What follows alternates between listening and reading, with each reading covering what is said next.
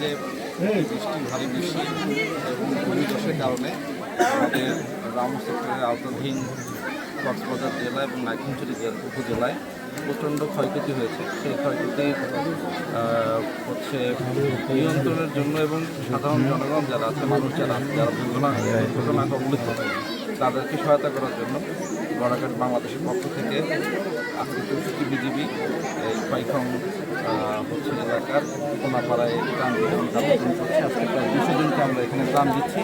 আমাদের এই কার্যক্রম বিভিন্ন উপজেলাতেই, কক্সবাজারের বিভিন্ন উপজেলাতেই চলমান আছে। আমরা এটা এখানে আজকে দিচ্ছি, আরও অন্যান্য জায়গায় আজকে সমভাবে দেওয়া হচ্ছে এবং আমরা যতদিন এই দুর্যোগপূর্ণ আবহাওয়া চলবে ততদিন আমাদের এই কার্যক্রম চলমান থাকবে ইনশাআল্লাহ। আপনারা কি এখানে দিয়ে শুরু করছেন পাইখং দিয়ে?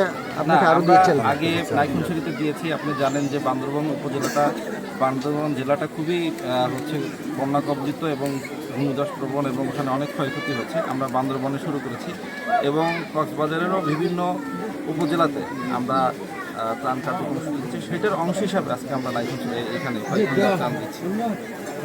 আপনারা যেখানে আপনাদের দায়িত্ব আছে প্রত্যেকে কি পাবে?